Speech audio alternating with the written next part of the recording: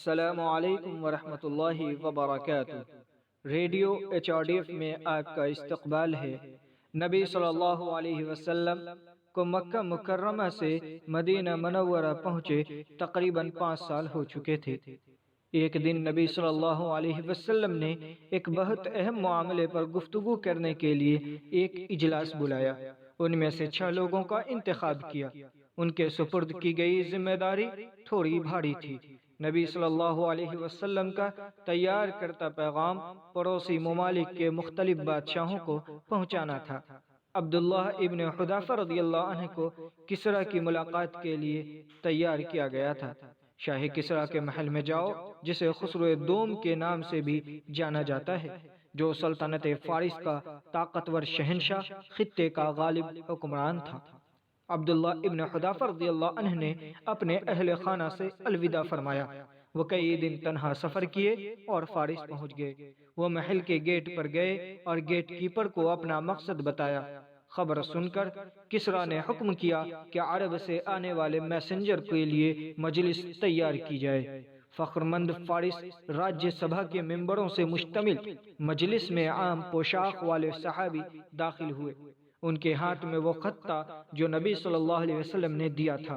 شاہی دربار کے رسم و رواج کے مطابق محل کے نوکر نے جو خط وصول کرنے آیا تھا اسے نہیں دیا اور پھر کسریٰ سے کہا، یہ رسول صلی اللہ علیہ وسلم کا حکم ہے کہ وہ آپ کے سپرد کیا جائے، اور میں نبی کے حکم کی نافرمانی نہیں کروں گا۔ کسریٰ نے خط وصول کیا اور کلرک کو دے کر پڑھنے کے لیے کہا، اللہ کے نام سے جو نہایت رحم والا اور مہربان ہے۔ اللہ کے نبی محمد صلی اللہ علیہ وسلم فارس کے شہنشاہ کسریٰ کو خط لکھتے ہیں، نجات ان لوگوں کو جو سیدھے راستے پر چلتے ہیں۔ پڑھنے سے پہلے ہی کسریٰ ناراض ہو جاتا ہے، میرے نام سے پہلے اس کا نام لکھنا۔ مشتعل ہو کر خط چھین لیا اور پھاڑ دیا۔ پھر بھی اس کا غصہ ختم نہیں ہوا۔ حکم دیا کہ عبداللہ ابن حذافہ کو مجلس سے باہر لے کر جایا جائے۔ جب سپاہی انہیں لے کر باہر جا رہے تھے تو وہ سوچ رہے تھے کہ کیا یہ مجھے مار ڈالیں گے یا قید کر دیں گے۔ جو کچھ بھی ہو، میرے سپرد کردہ کام ہو چکا ہے، اس لیے وہ مطمئن ہو گئے۔ جب غصہ کم ہوا تو کسریٰ نے انہیں واپس لانے کا حکم دیا، لیکن وہ بہت تلاش کے بعد بھی نہیں مل سکے۔ بہت جرات مندی سے بچ گئے اور جلد ہی مدینہ پہنچ گئے اور نبی صلی اللہ علیہ وسلم سے ملے اور باتیں بیان کی۔ جب انہوں نے کہا کہ کسریٰ نے خط پھاڑ دیا ہے تو پیغمبر نے جواب دیا، اللہ نے اس کی بادشاہی کو پھاڑ دیا ہے۔ کسریٰ نے یمن کے وائسرائے بادان کو خط لکھا اور کہا کہ وہ حجاز جا کر پیغمبر کو پکڑ لے۔ بادان نے فوراً ہی 2 افراد کو مدینہ روانہ کیا۔ وہ نبی صلی اللہ علیہ وسلم کے پاس آئے اور فوراً تیار ہونے کو کہا۔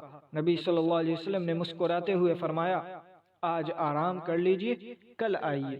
جب اگلے دن وہ آئے تو انہوں نے غصے سے پوچھا، کیا آپ ابھی کسریٰ سے ملنے کے لیے تیار نہیں ہوئے؟ نبی نے فرمایا، اب سے آپ کو کسریٰ نہیں نظر آئے گا، خدا نے اسے ختم کر دیا۔ یہ ان کے لیے ناقابل یقین تھا۔